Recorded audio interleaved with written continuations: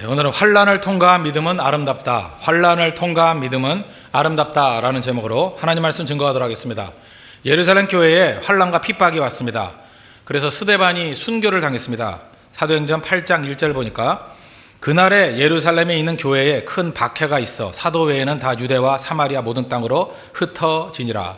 그러니까 환난으로 인해서 교인들이 다 흩어지게 되었습니다. 그런데 누가는 사도행전에서 스데반의 순교 이후에 많은 환난이 오히려 하나님의 섭리 안에서 선한 결과를 갖고 왔다, 이렇게 묘사를 하고 있습니다. 먼저 흩어진 사람 가운데 빌립이 있었습니다. 빌립은 사마리아로 갔습니다. 8장 4절 보니까 그 흩어진 사람들이 두루다니며 복음의 말씀을 전할세 빌립이 사마리아 성에 내려가 그리스도를 백성에게 전파하니. 빌립이 사마리아 성에 가서 말씀을 증거했을 때 큰 부흥이 일어났습니다. 대부흥이 일어났습니다. 또 일군의 사람들은 베니게와 구브로와 안디옥으로 갔다고 얘기를 합니다. 북쪽으로 갔습니다. 오늘 11장 19절입니다. 그때 스데반에 일어난 환난으로 말미암아 흩어진 자들이 베니게와 구브로와 안디옥까지 이르러. 이 지명을 잠깐 설명해 주면은 베니게라는 것은 영어로 하면 페니키아죠. 페니키아, 지금 레바논 지방입니다. 보통 구약 성경에는 두로와 시돈 이렇게 표현을 많이 했습니다. 또 구브로는 지금 어디냐? 키프로스 공화국, 키프로스라는 섬입니다. 구약에서는 이 키프로스, 이 구브로를 기띔이라고 표현합니다. 이건 모세 시대에도 유명했던 섬이고 유명했던 아마 해양 민족이었던 것 같습니다.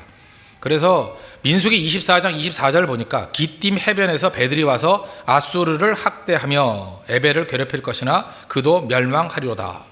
그러니까 벌써 이 민수기에 등장하는 것이 기띔입니다. 구브로 해변에서 배들이 와서 아수르를 학대할 것이다. 굉장히 강한 해양 민족일 것이다. 이렇게 설명하고 있습니다. 이 구브로는 또 동시에 바나바의 고향이기도 합니다. 그런 곳입니다. 또 한 군데 지명이 안디옥인데 성경에 나오는 안디옥은 두 군데입니다. 비시디아 안디옥이 있고, 이 비시디아 안디옥은 소아시아, 지금 터키 지방의 중심부에 있는 곳입니다. 사도 바울이 1차 전도여행을 했던 곳, 그 안디옥인데 오늘 본문에 나오는, 그래서 보통 성경에서 말하는 안디옥 교회, 그럴 때는 수리아의 안디옥입니다. 어디냐? 지금 지금 현재 시리아와 터키의 국경지대에 있습니다. 그래서 거기가 수리아 안디옥 교회, 그렇게 얘기를 합니다. 그러니까 이스라엘의 북쪽으로 올라가서 복음을 증거하던 사람들이 그쪽으로 갔다는 것입니다. 그 사람들 가운데 일군의 사람들이 안디옥에 이르러서 안디옥 교회를 세웠다는 것입니다. 그럼 안디옥 교회의 특징이 무엇입니까? 환난으로 인해서 흩어진 사람들이 세운 교회, 이렇게 정의할 수 있다는 것입니다.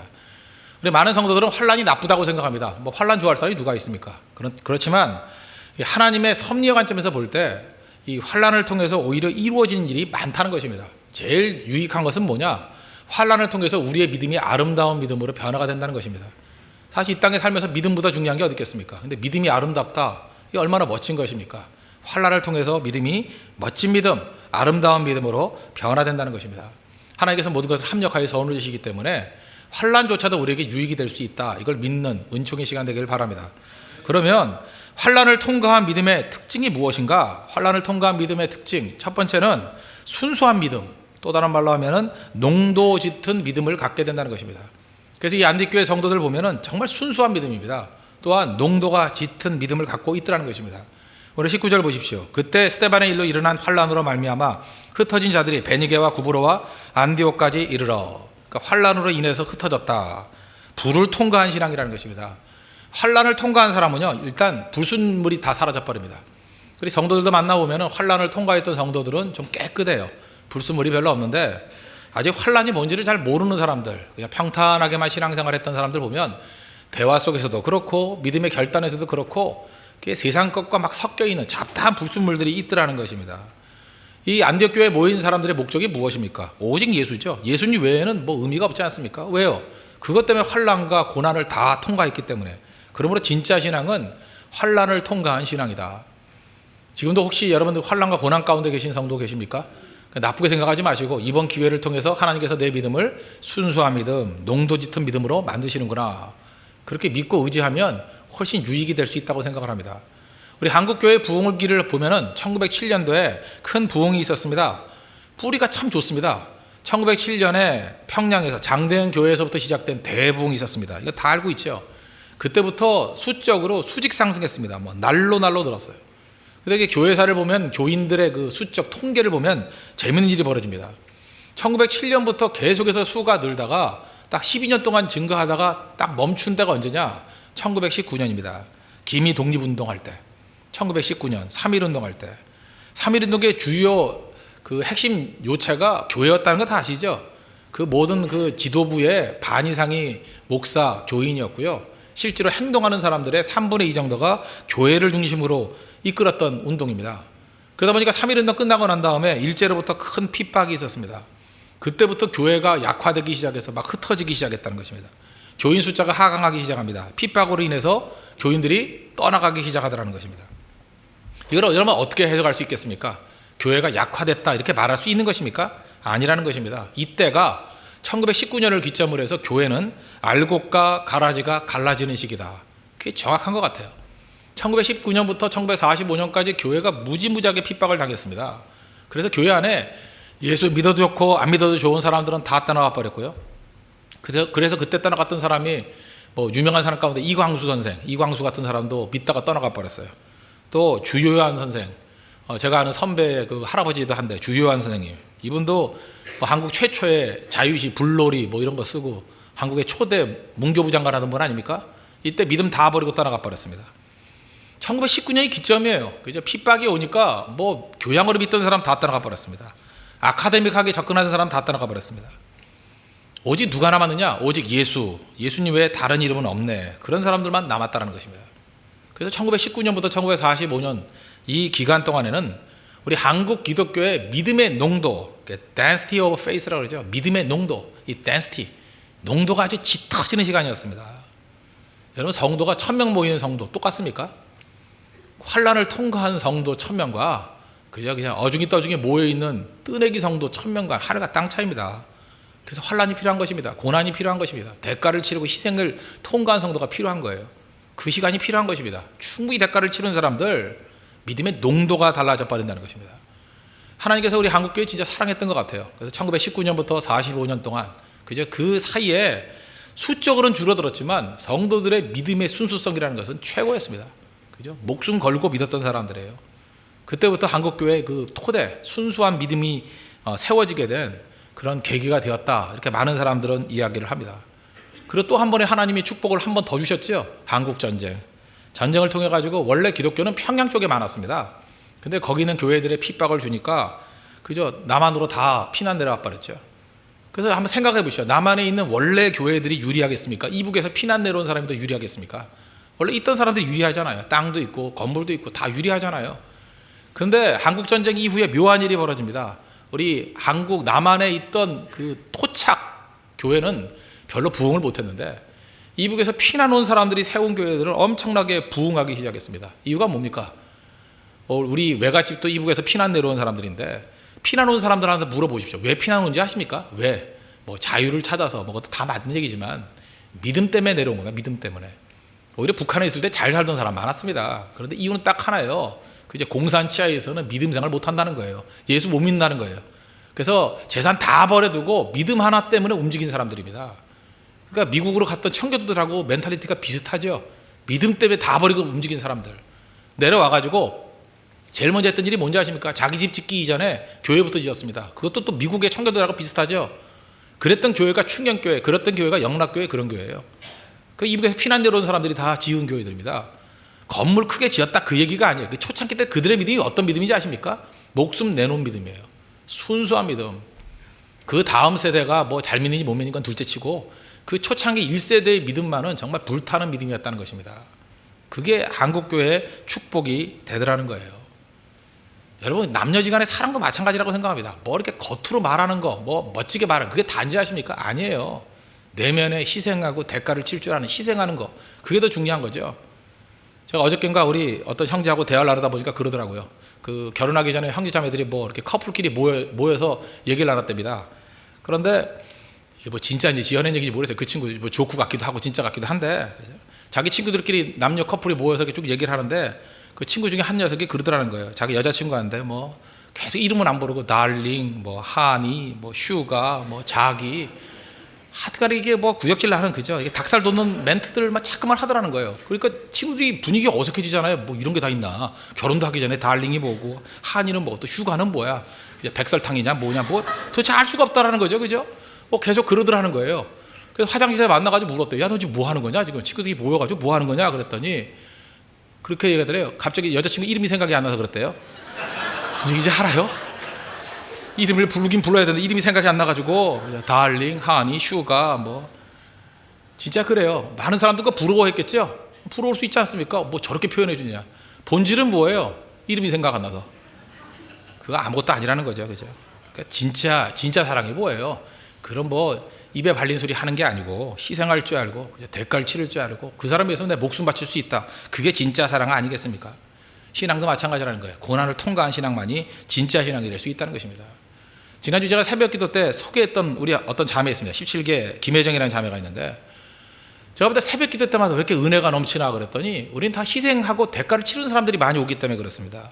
이 자매 부부, 이 부부가 뭐 남편은 매일 오진 않지만 종종 오고 이 아내는 거의 매일 와요, 매일. 새벽기도 오는데 집이 어디냐? 용인입니다. 정확히는 수지 동천동이래요. 3시 50분에 출발해가지고 자전거 타고 10분을 달려서 오리역까지 온답니다. 그러니까 오리역에서 저는 전철을 탄 줄 알았더니 그게 아니고 버스를 탄답니다. 버스를 타가지고 50분 정도 타면 순천향 대학 앞에 딱 내린대요. 순천향 병원이죠, 병원. 한남동 거기 내린대요. 거기서 또 10분을 걸어가지고 한강진역으로 간답니다. 거기서 첫 차가 온대요. 그러면 거의 첫 차를 타고 6호선인지 그죠? 상수역에 내리면 2시간이 딱 걸린대요. 그리고 새벽 예배 드립니다. 제가 적어도 제가 한 2, 3주 정도 체크를 해봤더니 하루도 안 빠지고 나옵니다. 그죠? 이 자매의 특징이 무엇입니까? 대가를 엄청나게 치르고 희생하고 나오니까 벌써 새벽에 나오는 기도의 농도가 달라요. 농도가. 하나님 앞에 부르짖는 내용들이 달라지더라는 것입니다. 우리 보통 그 BMW 그러죠? BMW는 뭡니까? 뭐 버스 타고, M은 뭐예요? 메트로, 전철 타고, W는 뭐예요? 워킹. BMW 자동차가 아니고. 그죠? 근데 이 자매는 진짜 영적 BMW, BBMW겠죠? 버스, 바이스클, 메트로, 워킹. 그죠? 그러면서 나아가지 대가를 치르면서 하나님 앞에 기도하고 간구하니까 농도가 다르잖아요.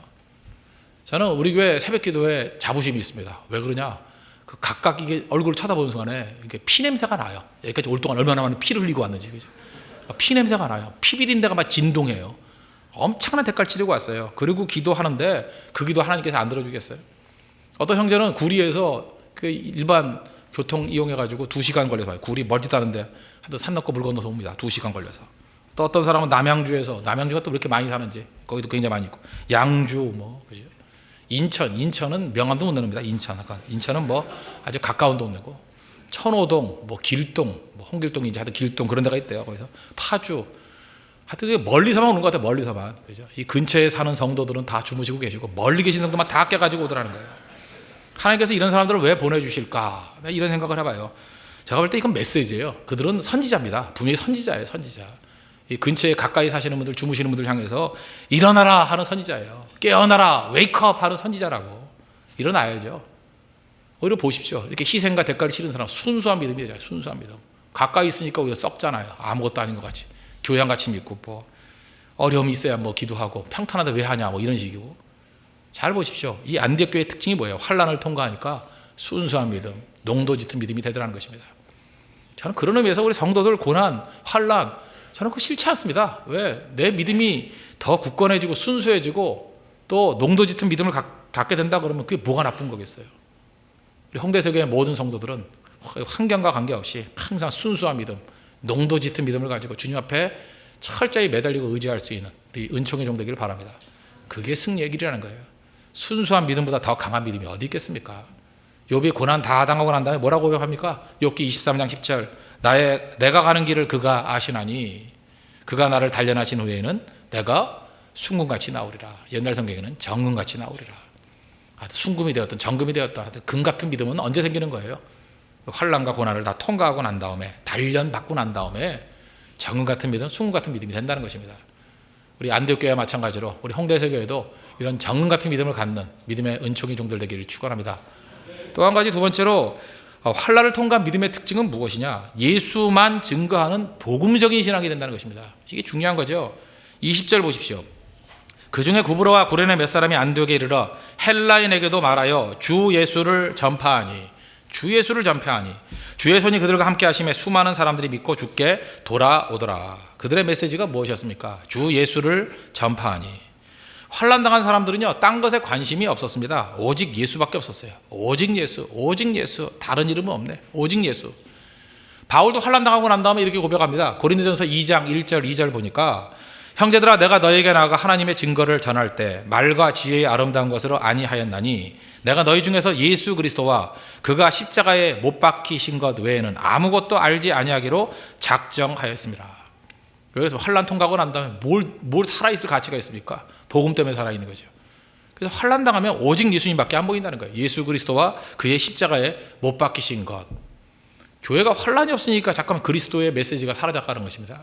환난과 고난이 없으니까 그의 십자가에 못 박히신 것 외에 딴 데 관심을 갖는다라는 거예요. 복음의 핵심이 뭐라 그랬어요? 죄죽 40령. 5가지로 했죠. 복음의 핵심. 죄죽 40령. 앞잡단 거죠. 첫 번째 뭐예요? 모든 인간은 죄인이다. 죄. 두 번째 죄의 결과는 죽음이다. 죄죽. 세 번째 뭐예요? 하나님 우리를 사랑하신다. 하나님의 사랑. 그 다음에 예수님께서 구원을 위해서 십자가를 지셨다. 40 십자가 마지막 그 예수님을 영접해야 된다. 영접한다는 거. 결국은 어떤 메시지나 어떤 교회가 복음의 핵심을 붙드느냐 안 붙드느냐 이 5가지 점검해 보면 돼요. 죄죽 40령. 어떤 교회를 가보면요, 인간이 죄인이 아니라고 얘기하는 데도 있습니다. 그죠? 뭐 자기가 의인인 척하는 거, 바리새인들, 그게 무슨 복음이에요? 복음 떠난 자들이죠. 죄의 결과 죽지 않는다고 얘기를 해요. 그래서 죄라는 말도 안 하고 뭐 상처라는 말 잠깐 쓰기 좋아해요. 상처 묻으면 상처예요. 죄지, 그죠? 죄의 싹은 죽음입니다. 죽는다는 거예요. 그런데 하나님이 우리를 사랑하시고 너무 사랑하시기 때문에 예수님의 십자가를 지시게 만드셔서 그 보혈의 피로 우리를 사해 주셨습니다. 그 예수님 영접해야죠. 이게 복음이고 복음의 핵심이라는 것입니다. 이거 놓치고는 아무것도 안 된다는 거예요. 제가 최근엔 좀 영어 공부 좀 하려고 그 미국 교회에 있는 목사님들 설교를 자주 듣습니다. 이것저것 들어요. 반복해 듣고 하는데 그 설교를 듣다 보니까 제가 느낌이 있어요. 하나가 뭐냐? 제가 장로교 목사 아닙니까? 근데 이상하게 미국의 장로교 가운데 별로 부흥하는 교회가 없어요. 장로교는 다 위축이 되고 그 다음에 설교가 어려운 건지 리스닝이 안 되는 건지 하여튼 뭔 소리인지 모르겠어요. 뭔 소리인지. 그죠? 이게 뭐 이렇게 어려운 얘기를 하는지. 단어도 어디 찾기도 힘든 단어만 쓰기도 하고. 그런데 미국의 부흥하는 교회를 보면 특별히 어느 교회가 부흥하냐? 남침내교 쪽이 부흥해요. 남침내교가 부흥을 하는데 그 교회는요, 일단 설교가 굉장히 쉬워요. 쉽고 강단에서 예수님만 전해요. 그냥 예수님만 증거해요. 예수님. 밤낮 모이면 예수님 이야기하고요. 예수님 증거하고요. 뭐 어떤 목사님, 척 스미스 목사님 같은 분은요, 그냥 설교 반이 똑같아요. 맨날 똑같은 거 했던 소리 또 하고 반복하고. 나는 들었던 거 또 듣는 줄 알았어요. 새 설교예요. 또 하고. 그렇죠? 그런데 거기에 생명이 있어요. 예수님만 증거예요. 십자가만 증거예요. 사람들이 날로 모여들고 거기서 생명이 있대요. 변화가 된대요. 무슨 얘기예요? 왜 교회가 죽어가고 있습니까? 잘못된 신학 때문에 그렇습니다. 신학이 교회를 죽이는 거예요. 그죠? 예수님 증거 안 합니다. 예수님의 아름다움을 증거하지 않습니다. 예수님의 십자가의 위대성을 증거하지 않습니다. 예수의 이름 외에 다른 이름 이야기하고 있어요. 사도행전 4장 12절 보십시오. 다른 이로서는 구원을 받을 수 없나니 천하 사람 중에 구원을 받을 만한 다른 이름을 우리에게 주신 일이 없습니다. 다른 이름을 주신 일이 없대요. There is no other name. 다른 일이 없대요. Only Jesus. 예수님 외에는.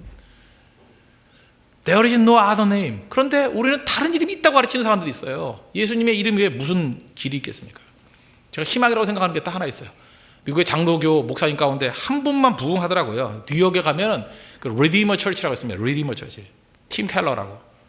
이분은 설교를 들어보면 복음만 증거예요. 오직 성경만 증거예요. 뭐 찬양팀도 없는 것 같아요. 그냥 뭐 조용하게 말씀만 증거예요. 우리 교회도 이 뉴욕에서 오신 분들 가운데 그 리디머 처치 출신들이 있습니다. 몇 분 계세요. 그죠? 그 팀 켈러 목사님의 특징이 뭔지 알아요? 저하고도 좀 비슷한 점이 있습니다. 헤어스타일이 비슷해요. 그분도 머리카락이 하나도 없어요.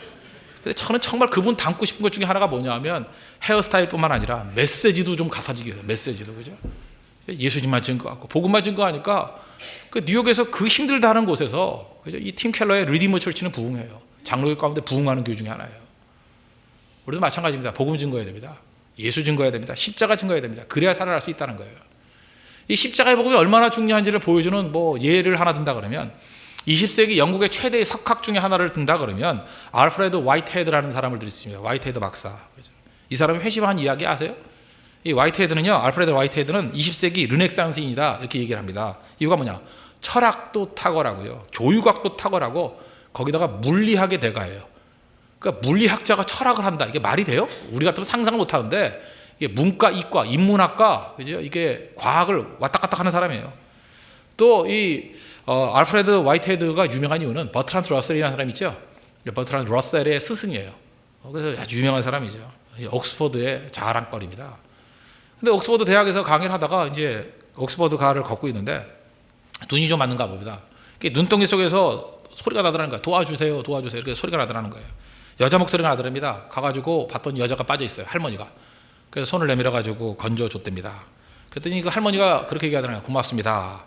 근데 고맙습니다 그러자마자 다짜고짜 묻더라는 거예요. 근데 선생님 예수 믿으십니까? 이렇게 묻더라는 거예요. 저 너무 당황스러워가지고 아니 뭐 구출 받자마자 뭔 소리야? 그래서 글쎄요 그랬대요. 글쎄요. 그랬더니 그 할머니가 버럭 화를 냈더니만 글쎄요라니까 글쎄요가 뭐냐고. 그 좋은 예수님을 안 믿고 뭐하고 있냐고. 그러면서 그 다음 얘기가 뭐냐면 내가 여기서 죽었더라면 천국에서 예수님 만났을 텐데, 천국에서 예수님 만났을 텐데 하면서 하늘을 쳐다보면서 씩 웃더라는 거예요. 근데 할머니인데도 불구하고 얼굴에 홍조를 띠는 게 너무 예뻐 보이더라는 거예요. 마치 하늘을 쳐다보고 있는 스데반 집사의 천사의 얼굴 같은 그런 모습이 드러나더라는 거예요. 그렇죠? 천사의 얼굴 같이. 내가 여기서 죽었더라면 예수님 만났을 텐데. 그러고 이제 헤어졌답니다. 근데 집에 왔는데도 그 소리가 잊혀지질 않더래요. 내가 오늘 죽었으면 예수님 만났을 텐데. 자기가 한번 생각해봤다는 거예요. 자기는 세계적인 학자고 지혜도 있고 존경도 받는다는 거예요. 근데 그 할머니 같은 감동이 있는가? 없더라는 거예요. 그 할머니 같은 확신이 있는가? 없더라는 거예요.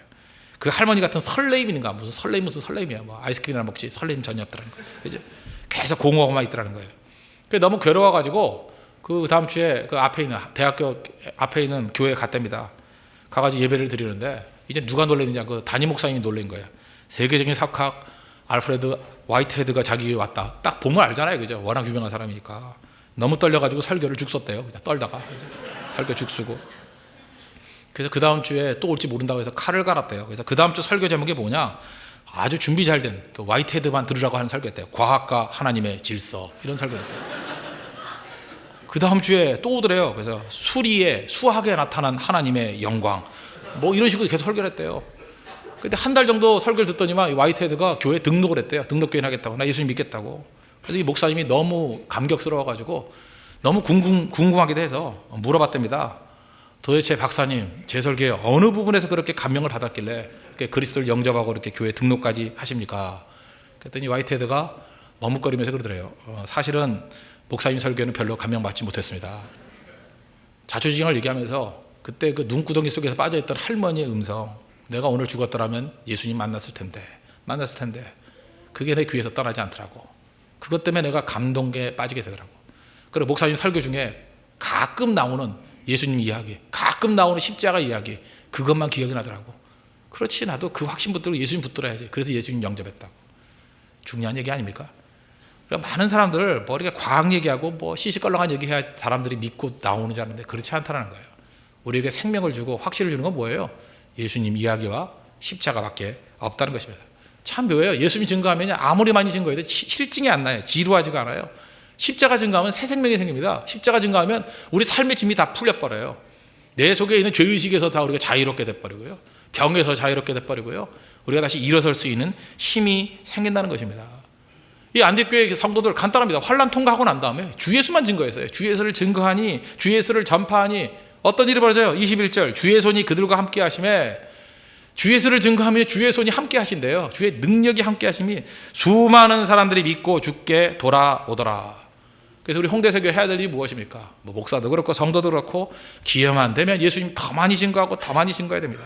십자가 증거하면 아마도 벌떼같이 사람들이 모여들 거예요. 그죠? 구름같이 사람들이 모여들 거라고요. 광야에서도 예수님 말씀 증거하니까 광야에서도 5천 명이 모였잖아요. 그죠? 많은 역사들이 나타나기 시작한다는 것입니다. 제가 지난 주간에 우리 그 네팔 선교사님과 함께 그 강화도에 이렇게 바람쐬러 좀 갔습니다. 관광하러 몇 사람인지 같이 갔는데 성모도라고 아시죠? 강화도에 성모도 넘어가는데 배 타고 가는 데입니다. 배 타고 가다 보면 그 새우깡 나눠주면 갈매기들 막 몰려오는 거 아시죠? 새우깡을 4봉지 사가지고 저는 배고파서 한 봉지 제가 먹고 이 한 봉지 이렇게 나눠주는데 뿔에 던져주는데 하여튼 갈매기가 무지무지하게 오더라고요. 무지무지하게. 그때 제가 갈매기한테 그 새우깡 던져주다가 옆에 있는 형제하고 우리 네팔 준비원장과 그런 얘기 했어요. 야, 이게 교회 원리에 똑같다고. 새우깡만 던져도 갈매기가 이렇게 모여드는데 생명의 말씀, 예수님의 말씀 증거하면 그죠? 갈매기보다 더 많은 사람들 모여들 거라고. 그냥 말씀이 중요한 거죠. 십자가의 말씀이 중요하죠. 먹을 게 없어도 허덕이는 거 아닙니까? 말씀의 기갈 아니에요. 말씀이 없어서 이리 기웃 저리 기웃. 말씀의 거지들 얼마나 많습니까? 그죠? 어디 얻어먹을 데 없어가지고 이리 기웃 저리 기웃. 불쌍하고 불쌍한 사람들이죠. 우리 교회가 생명의 말씀을 우리에게 맡겨주셨는데 우리 할 일이 뭐예요? 십자가의 복음을 증거하고 십자가의 복음 듣고 날마다 십자가 의지하게 되면 우리 강력한 하나님의 교회가 될 수 있다는 것입니다. 안디옥 교회와 마찬가지로 주 예수만 전파해서 주의 손이 함께해서 수없이 많은 사람들이 구원받고 변화받는 믿고 돌아오는 그런 은혜의 역사가 벌어지는 우리 홍대서교회 되기를 축원합니다. 세 번째로 우리 환난을 통과한 믿음의 특징이 무엇이냐? 이 선입견을 뛰어넘는 그런 풋풋한 신앙, 풋내기 신앙을 갖게 된다는 것입니다. 19절과 20절 다시 보십시오. 그때 스데반의 일로 일어난 환난으로 말미암아 흩어진 자들이 베니게와 구브로와 안디옥까지 이르러 유대인에게만 말씀을 전하는데 그 중에 구브로와 구레네 몇 사람이 안디옥에 이르러 헬라인에게도 말하여 주 예수를 전파하니.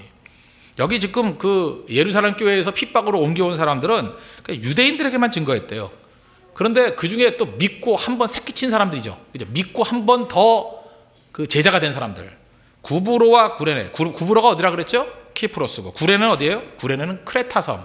이제 크레타. 둘 다 섬 사람들이에요. 이 섬 사람들이 무서워요. 혹시 여기 섬 사람들 계십니까? 섬 사람이 무서워. 그죠? 구브로와 구레네 이 섬 사람들이 완전 이방 지역이라는 거예요. 완전 촌 사람들. 그죠? 뭐 진도, 완도 뭐 이런 애들이에요. 거제도. 뭐 이런 애들이에요. 그죠? 사람 살기 힘든 동네. 이런 동네에서 오는 애들이 믿고 겁이 없는 거예요. 겁이. 뭐하러 왜 유대인들에만 증거해? 아니지. 헬라인에게도 증거할 수 있지. 그리고 막 증거하기 시작했다는 거예요. 잘 모르니까. 풋내기들이니까. 그래서 헬라인에게 증거했는데 여기에서부터 선교의 불이 막 붙기 시작하더라는 거예요. 미션은 파이어. 불이 붙어버렸어요. 왜? 유대인들 몇 명 됩니까? 헬라인들이란 건 뭐냐면 이방인들을 총칭하는 거거든요. 그리스 사람이다 그 뜻이 아니라 유대인 말고 모든 사람들. 유대인에게도 헬라인에게도 그 무슨 얘기예요? 유대인 앤 난 유대인이에요. 그죠? 그런 개념이라고요. 그러니까 유대인 얼마 안 되는 그 숫자 말고 다른 사람들에게 복음을 증거하기 시작하니까 이 복음의 영역이 100배, 1000배 돼버리는 거죠. 미션은 파이어예요. 그죠? 불이 붙어버렸잖아요. 불이 붙어버렸다고. 어디나 불 붙으면 놀라운 거 아시죠? 제가 지난주에 소개했던 엘리샤 키즈의 Girl on Fire 그런 노래 소개했죠. 제가 지난주에 소개했는데 나온 지 한 달밖에 안 됐거든요. 일주일 만에 빌보드 차트 20위까지 올라갔어요. 나 미치겠어 진짜. 내가 소개했더니 이제 금주에는 10위까지 올라가고 있어요. 여자도 불 붙으면요. Girl on Fire. 불 붙는 여자는 놀라운 여자가 되잖아요. 그죠? 불 붙는 여자. 근데 선교에 불이 붙으니까 미션 on fire. 불이 붙으니까 뭐 무서운 거 되는 거죠. 선교에 불이 붙어버렸어요. 왜? 이 사람들. 이름 없는 이 사람들 때문에. 몇백 배, 몇천 배 되는 역사가 나타나기 시작했다는 것입니다. 환난과 핍박으로 인해서 도망친 사람들. 어떤 일이 벌어져요? 이제는 뭐 구습이나 선입견 이런 게 있을 수 없잖아요. 그냥 부딪혀서 많은 놀라운 역사를 이루게 된다는 것입니다. 그런 의미에서 저는 옛날에 한번 고민해 봤습니다. 왜 기성교회들, 오래된 교회는 부흥이 안 될까? 왜 오래 믿고 더 잘 믿는 것 같은데 그 사람들에게 능력이 안 탄다고 전도도 안 되고 그럴까? 우리가 지금 빠지기 쉬운 함정이 있는데 그게 뭐냐 하면 어떤 사람이 완벽해야 일을 잘할 수 있다라고 생각하는 거예요. 경험이 많아야 일을 잘할 수 있다라고 생각하는 거예요. 그렇습니까? 그렇지 않아요. 완벽하지 않아도 일 다 하고요. 경험이 없어도 일 다 해요. 제가 잊혀지지 않는 건 뭐냐면 한 7, 8년 된 거 같아요. 한 5, 6년 된 거 같아요. 5, 6년. 제가 교육자들 데리고 한 번은 그 강촌이라는 곳에 그 마운틴 바이크 그 타지도 못하는 사람들 훈련시킨다고 이게 자전거 하나씩 끌고 산을 탔어요. 산을. 근데 난 그 코스가 그렇게 위험한 코스인지도 몰랐어요. 근데 막 내려가는데 막 굉장히 각도가 45도 막 이런 각도였거든요. 근데 처음에는 조심조심 하다가 나중에 힘이 다 빠져버리니까 지치니까 끌고 내려올 자신이 없으니까 타고 내려오더라고. 어떤 사람 타고 내려와서 막 360도 돌기도 하고요. 막 그 밑에 바위 있는데 그걸 막 이렇게 허핑이라고 그러죠. 점핑해서 뛰고 가르쳐 준 적도 없어요. 한 번도 가르쳐 준 적이 없는데 그냥 자기가 하는 거예요. 그냥 그렇게 몸에 이제 자전거 익숙해져 가지고 그래서 2사람 부상 있고 뭐 몇 사람 이러고 왔는데 죽은 사람은 없고 뭐 그러고 왔습니다. 그죠? 제가 지금 한번 생각해 봤어요. 그때 그것이 가능했던 이유가 뭘까? 몰라서 그래. 몰라서. 아는 사람은 못 갔어요. 아는 사람이면 아무 장비도 없이 갔거든요. 뭐 프로텍터도 없이 그냥 갔어요. 그런데 거기서 뭐 찰과상 정도 몇 명 입었지 크게 다친 사람 없거든요. 황원우 목사까지도 건강하게 돌아왔잖아요. 그죠? 다 문제 없이 돌아왔어요. 이유가 뭔가 그게 바로 초보자, 풋내기의 능력이에요. 모르니까 더 많이 하더라고요. 모르니까. 완벽하다고 되는 게 절대로 아니라는 것입니다. 1980년대 한국교회 크게 부흥을 일으켰던 데가 어디냐면 선교단체들입니다. 선교단체가 왜 부흥했는지 아십니까? 제가 분석을 해봤어요. 선교단체가 부흥한 이유가 뭔가? 교역자가 없기 때문. 아시겠습니까? 교역자가 없기 때문에. 선교단체는 신학교를 나온 교역자가 없기 때문에 부흥했어요. 누가 대학생들 양육했는지 아십니까? 3학년짜리가 1학년 양육하고요, 4학년 2학년 양육하고, 정 없으면 4학년이 3학년 양육하고, 어떤 때는 후배가 선배 양육하고 그랬어요. 같은 또래거나 기껏해야 뭐 1, 2년 정도 더 나이 많은 사람들. 그러니까 그들이 완벽하게 준비된 게 아니죠. 목사가 아니었습니다. 신학교 나온 전도사들이 아니었습니다. 풋내기들이 가르쳤어요. 그런데 그 풋내기들이 예수 믿는 지 3개월 되고 6개월 되고 1년 된 사람들이 복음을 증거하고 양육했는데 거기서 놀라운 성령의 역사가 나타난 거예요. 회심하게 되고 변화되고 뒤집히게 되는 일들이 벌어지게 됐다는 것입니다. 지금 한국교회가 왜 이렇게 어려웠다고 생각하십니까? 너무 예수 믿은 지 오래돼서 그래요. 너무 아는 게 많아가지고. 그죠? 뭐 얘기만 해도 벌써 머릿속에 다 결론이 다 나와버리죠. 그러니까 아무것도 안 되는 거예요. 오히려 잘 모르는 사람들에게 자꾸만 막힐 줄 알아야 된다는 것입니다. 우리는 너무 성도를 얕잡아 보는 것 같아요. 그 예수 믿은 지 한 10년쯤 되는 사람이 자기는 연약하대. 뭐가 연약해? 연약하게 10년인데. 어느 일 10년 해보세요. 그게 연약한 사람들이에요. 교회 아무리 뜨내기를 10년을 다닌 사람이 할지라도 그 사람 약한 사람 아니에요. 이미 다 아는 사람이지. 일을 하도 몇 가지 일을 하고도 더 남는다는 것입니다. 그 두려워하지 말고 부딪힐 줄 알아야 된다는 거예요. 고린도전서 3장 6절 보니까 나는 심었고 아볼로는 물을 주었으되 오직 하나님께서 자라나게 하시나니. 무슨 얘기예요? 교회는 심는 일, 물 주는 일, 자라는 일 동시에 다 해야 된다는 거예요. 그죠? 뭐 한 가지 끝내고 난 다음에 그 다음 하고. 그래서 제가 보니까 교회 목회는요, 내가 볼 때 목회자 체질이 제일 잘 맞는 사람이 누구냐면 약간은 좀 얼렁뚱땅형이 잘 맞아요. 이게 저도 약간 목사가 약간 얼렁뚱땅하잖아요. 그죠? 이렇게 얼렁뚱땅하는 게 훨씬 목회에 맞아요. 너무 꼼꼼한 애들 있잖아요. 꼼꼼한 애들, 그 책상도 너무 잘해놓은 애들, 집에 가보면 뭐 어디에 뭐가 있는지 다 아는 애들, 목회 절대 안 돼요. 그런 사람들. 왜 그런지 알아요? 그 사람들은 그 체계가 있기 때문에 그래요. 처음에는 뭐 물 주는 과정, 그 다음에 뭐 잡초 뽑아주는 과정, 그 다음에 뭐 자라나는 과정, 심는 과정, 이걸 자꾸 나눠서 생각해서 그래요. 동시다발적을 하는 거예요. 그럴 때 하나님의 능력의 역사가 나타나기 시작한다는 것입니다. 그리고 잠깐만 교회가 체계가 잡혀야 된다고 생각하는데, 여러분 정돈이 잘 돼 있으면 부흥이 안 돼요. 원래 시장판 같을 때 잘 되는 거예요. 어수선해야 되는 거예요.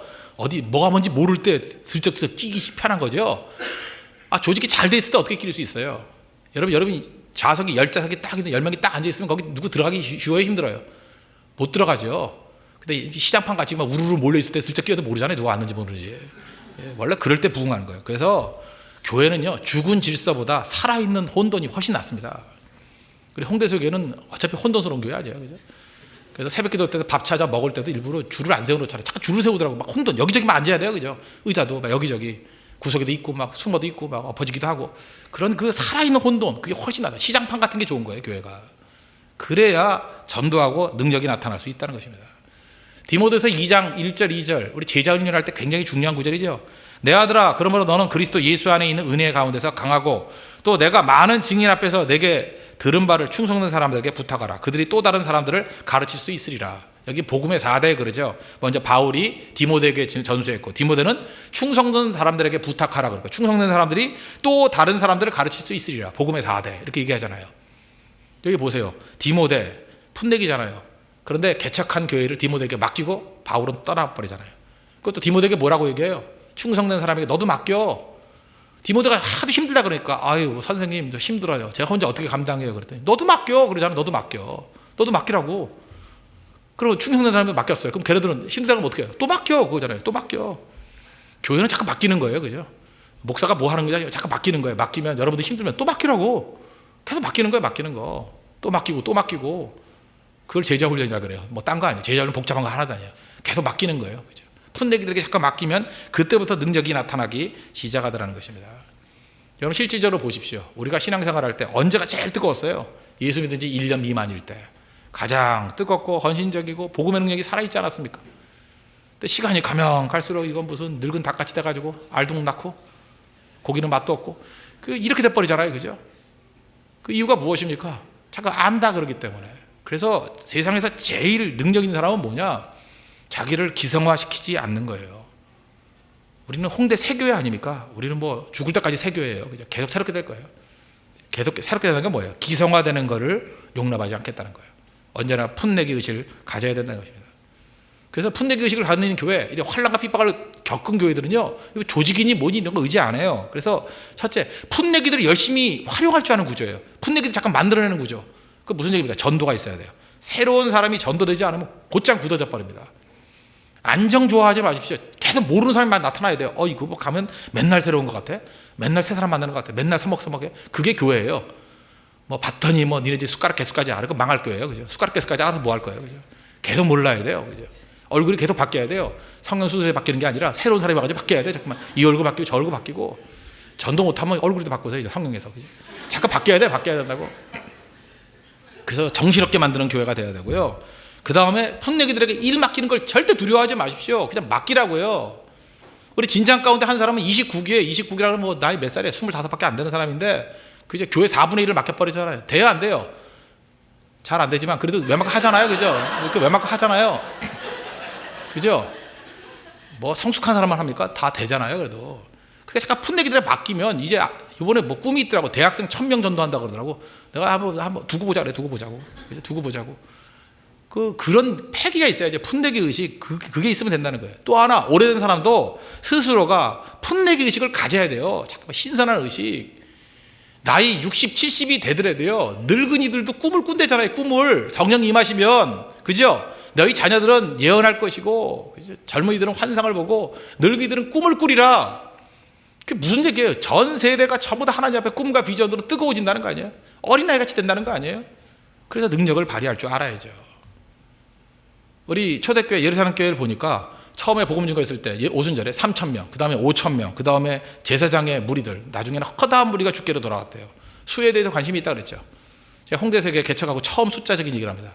우리 11월 19일, 18일이 11월 셋째 주가 추수감사절입니다. 그거 아십니까? 그건 모르세요? 추수감사절 모르세요? 11월 셋째 주가 추수감사절입니다. 추수감사절이에요. 그때까지 우리 예배자 2,000명, 그리고 저녁 예배 500명, 새벽 예배 300명, 새벽 예배 이제 거의 다 됐어요. 이제 몇 명만 더 오면 돼요. 이번 주부터 새벽기도 열심히 해서 새벽기도부터 채워나갑시다. 그죠? 300명의 뜨거운 기도의 사람이 세워지면 적어도 10배, 3,000명은 담을 수 있는 그릇이 되는 거야 일단. 그리고 저녁 예배는 500명 정도 모여서 뜨겁게 예배하고 찬양하고 예배자 2,000명을 세운다 그러면 그죠? 개척교회에서 내가 볼 때 크게 하나님 앞에 부끄럽기 없는 정도의 헌신하는 모습이 될 거라고 생각합니다. 뛰십시오. 그죠? 다 어떻게 돼요? 풋내기식 가지고. 다 초보자의식 가지고. 그죠? 자꾸만 내가 뭐 오래 믿었니? 뭐 이 나이에 내가 하리? 뭐 이런 소리 하지 말고. 그럼 빨리 천국 가버리든지 그러려면. 그죠? 우리는 항상 어린애의 심령을 가지고요. 어린애 심령을 가지고. 그죠? 어린애 심령을 가지고 항상 태어난 지 얼마 안 됐어요. 뭐 아기 같은 의식, 어린아이 같은 의식을 가지고 뛸 수 있는 우리 믿음의 신실한 종 되기를 바랍니다. 네, 말씀의 결론 맺겠습니다. 환난을 통과한 믿음 아름답습니다. 옆사람 인사합시다. 당신의 믿음이 아름다워지길 원합니다. 그러면 세 가지예요. 첫째, 그죠? 순수한 믿음, 농도 짙은 믿음, 그죠? 그 density of faith, 믿음의 농도가 짙은 교인 되길 바랍니다. 그게 능력이에요. 또 하나 뭐예요? 주 예수만 증거하는 메시지가 선명한 교인. 그리고 마지막으로 모든 선입견을 다 뛰어넘는 풋내기 신앙을 가지고 뛸 수 있는 우리 안디옥 교회 같은 순수한 믿음이 있는 우리 거룩한 교회 되기를 축원합니다. 다 같이 하나님 앞에 간구하겠습니다. 하나님, 우리도 농도가 짙은 순수한 믿음 갖기를 원합니다. 주 예수만 증거하기를 원합니다. 선입견을 뛰어넘는 그런 풋내기 신앙 갖게 해달라고 다 같이 하나님 앞에 간구하겠습니다.